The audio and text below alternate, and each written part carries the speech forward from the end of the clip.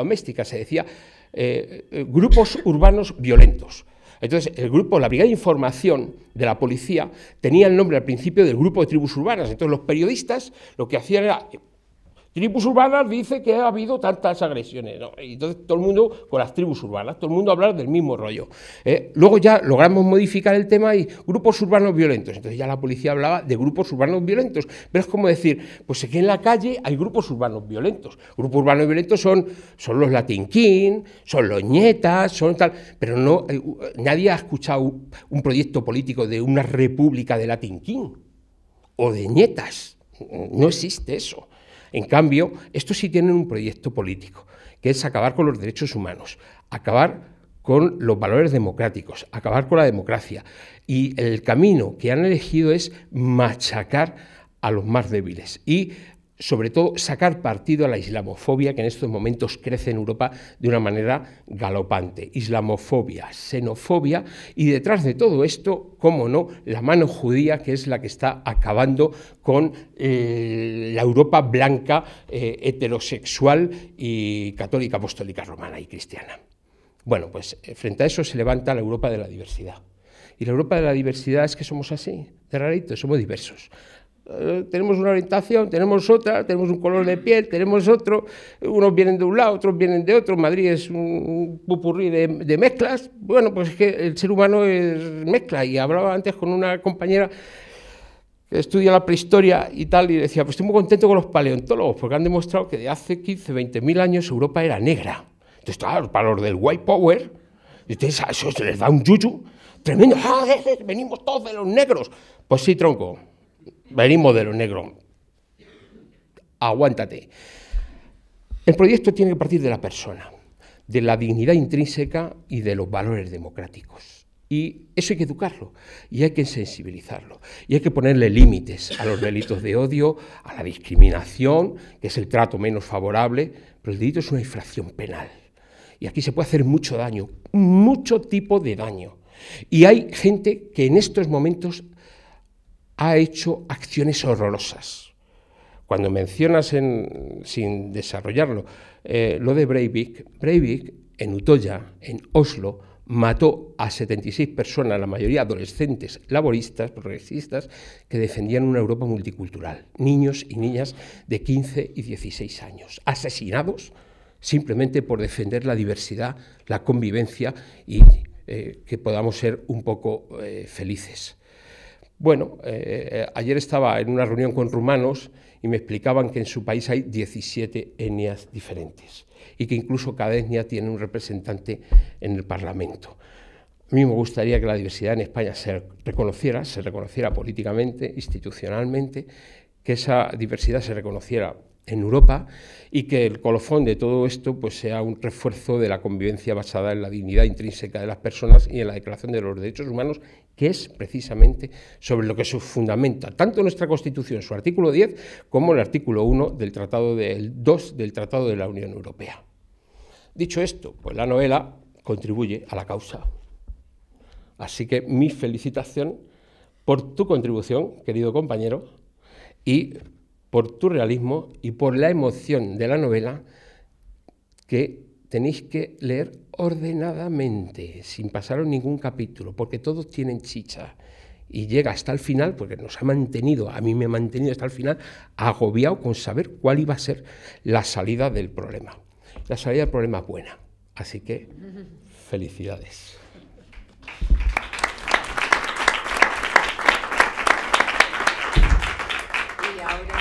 Vamos a escuchar a Miguel, al autor. Ya sabéis que en sus palabras, además de novela y antropología, hay un profundo conocimiento de las migraciones y de la diversidad, así que seguro que nos va a contar cosas muy interesantes.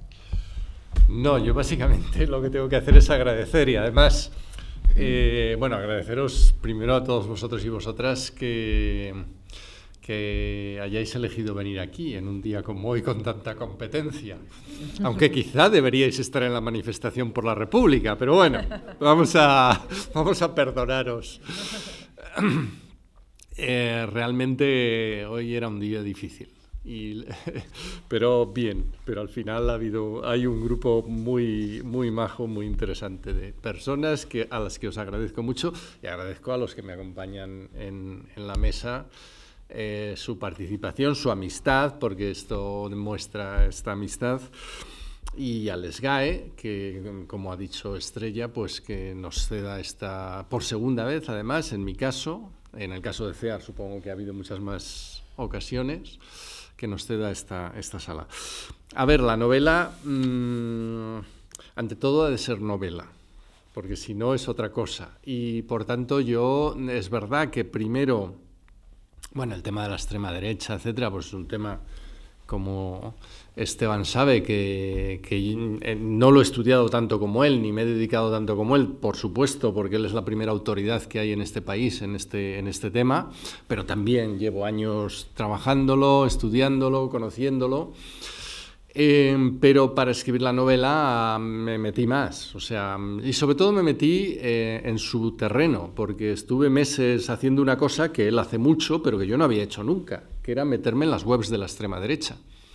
Y leer mucho de las webs, ver mucho su discurso, lo que dicen, cómo lo dicen, con quién se meten, con quién se pelean, porque entre ellos hay sus más y sus menos, que también de alguna manera en la novela está expresado.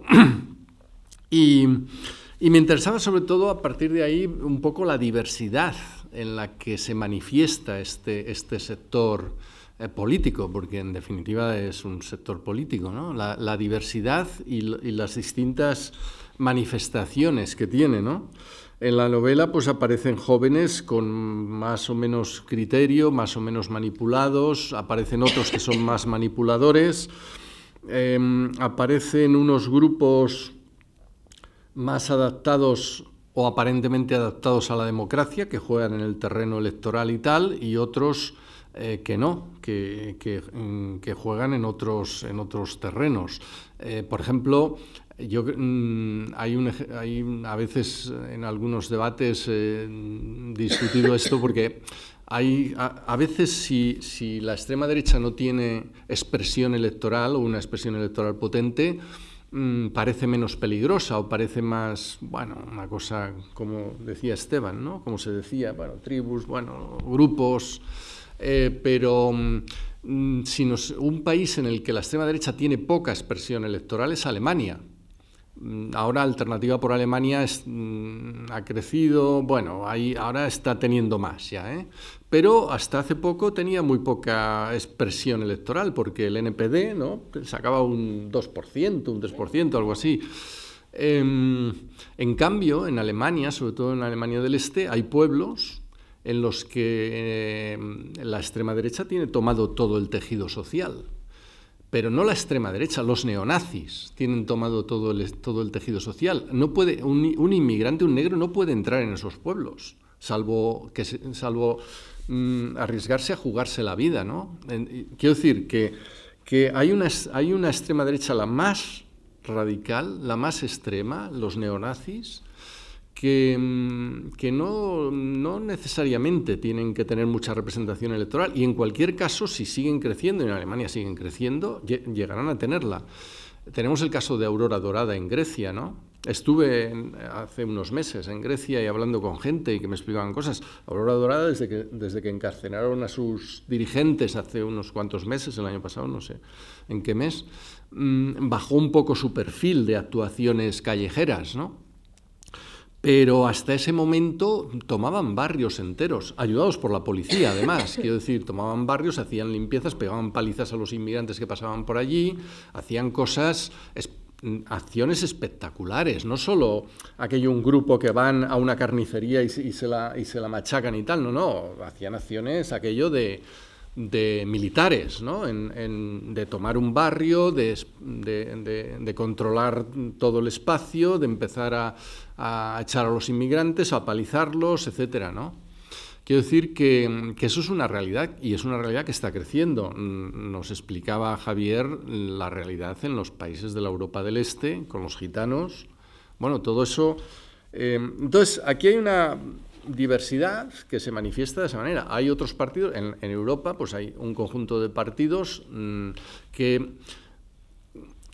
en rigor, a lo mejor en lugar de extrema derecha los tenemos que llamar, como algunos autores lo llaman, derecha radical o nacionalismo o populismo nacionalista, como son el Frente Nacional Francés, el UKIP en el Reino Unido y todo un conjunto de partidos que son los que electoralmente están teniendo una potencia enorme y creciendo. No olvidemos últimas elecciones europeas. En los dos grandes países de Europa, que son Francia y el Reino Unido, estos partidos quedaron como primer partido. Primer partido. Y son partidos que ya se sitúan en el juego democrático, pero que tienen un elemento común, y a mí también he querido de alguna manera reflejarlo eso en la novela, con todos los demás. Y hay algunos autores, algunos estudiosos, no sé si, supongo, no lo hemos hablado, supongo que estarás de acuerdo, Esteban, que dicen que a todo este conjunto de partidos, a todo este conglomerado, desde la derecha radical, el nacionalismo populista, hasta los neonazis, se les puede unificar con un nombre, que es partidos anti-inmigración. Porque este es el elemento que, en el que están básicamente de acuerdo y se diferencian de los partidos democráticos, de la izquierda, es un elemento.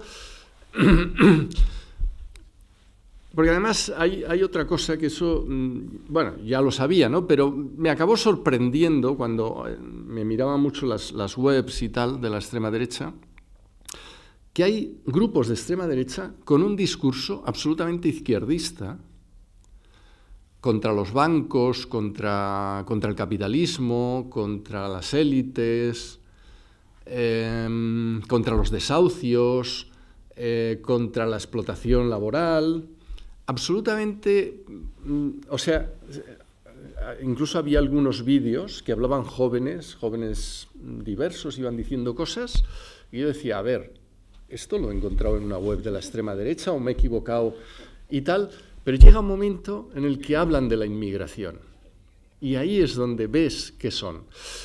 Y este es un tema que a mí me está interesando mucho en un momento en el que en España están surgiendo nuevos partidos. Y acabaremos sabiendo qué son estos nuevos partidos según lo que digan sobre el tema de la inmigración. Y bueno, de momento yo estoy satisfecho con lo que va diciendo Podemos, pero satisfecho hasta cierto punto.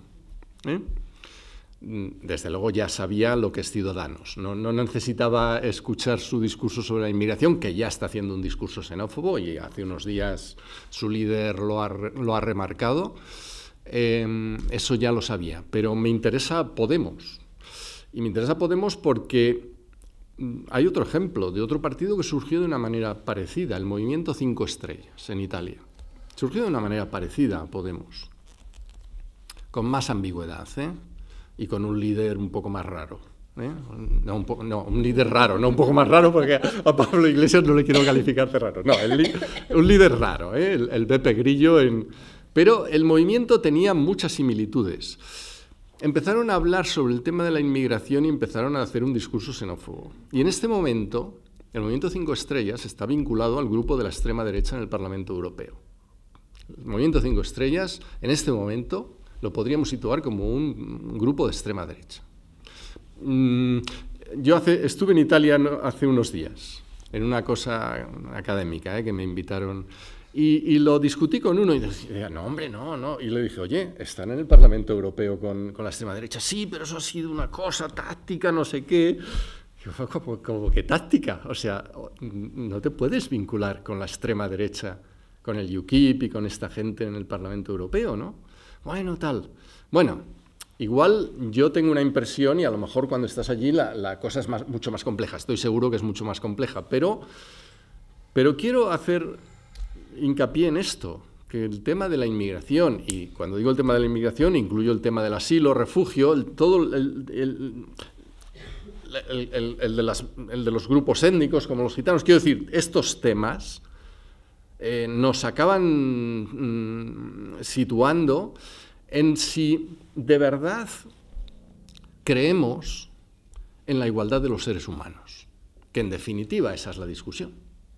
¿Creemos en la igualdad de los seres humanos o creemos que la desigualdad es el estado natural de las cosas, que es la creencia de la derecha? La derecha parte, todo su ideario parte de ese concepto, que la desigualdad es el estado natural de las cosas. Por lo tanto, hay de haber ricos y pobres, por tanto, las políticas sociales más bien no hay que hacer muchas, porque eso es alimentar vagos y el pobre es pobre porque se lo merece. O sea, es esa creencia, en el fondo, fuerte en la desigualdad.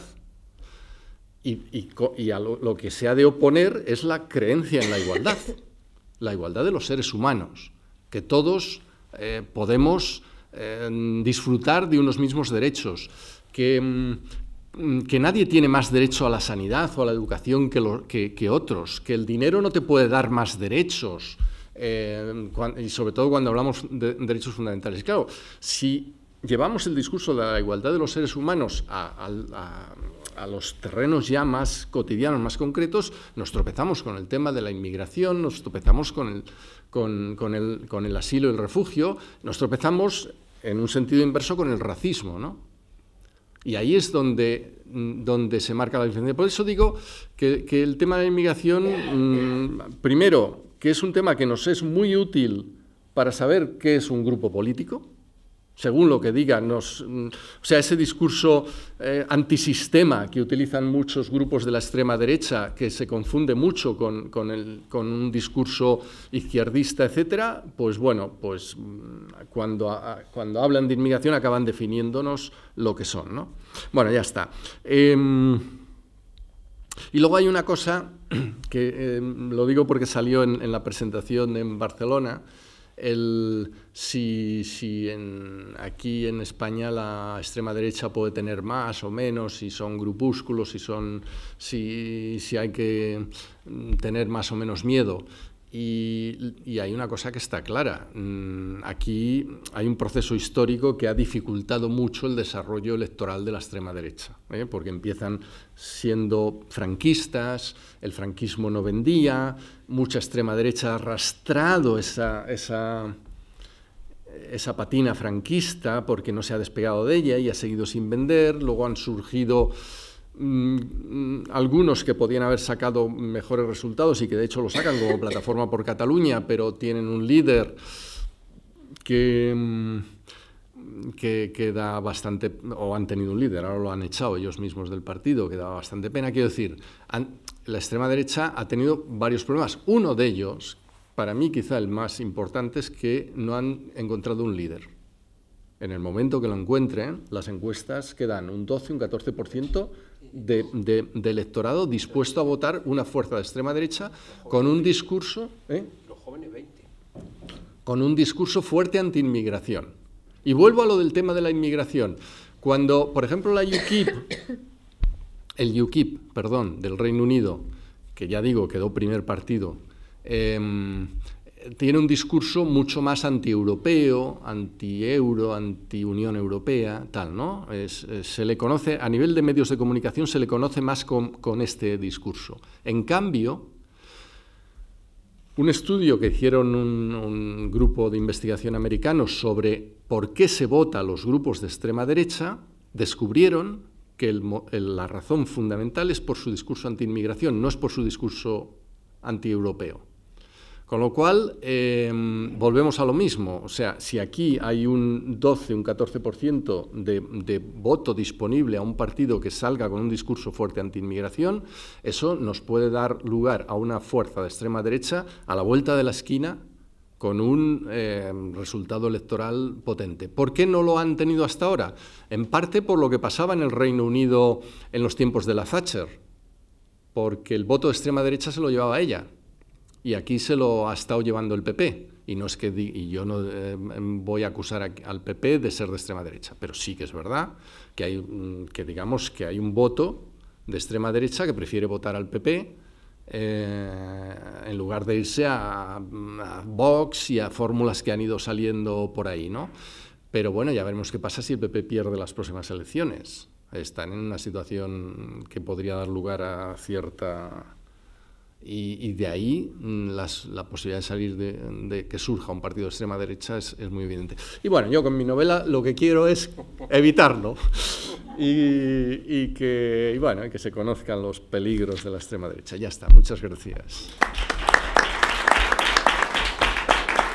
Bueno, yo solo daros las gracias de nuevo por estar aquí, por acompañarnos e informaros que generosamente Miguel va a donar los beneficios de la novela que se vendan, de las novelas que se vendan hoy en este acto a CEAR. Sabéis que la Comisión Española de Ayuda al Refugiado trabaja precisamente con personas que se ven obligadas a huir de países en muchas ocasiones porque son perseguidas por razones étnicas, por razones de su orientación sexual. Bueno, en definitiva, también viven en estados donde la protección que podemos tener en lugares como Europa en otros lugares no se alcanzan. Así que os invito a que os llevéis 2 o 3 novelas cada uno, una para vosotros y otra para regalar, pero que sepáis que con esta novela, además de mucho aprendizaje, os lleváis también solidaridad porque estaréis contribuyendo con la causa de los refugiados y las refugiadas. Así que muchas gracias por venir.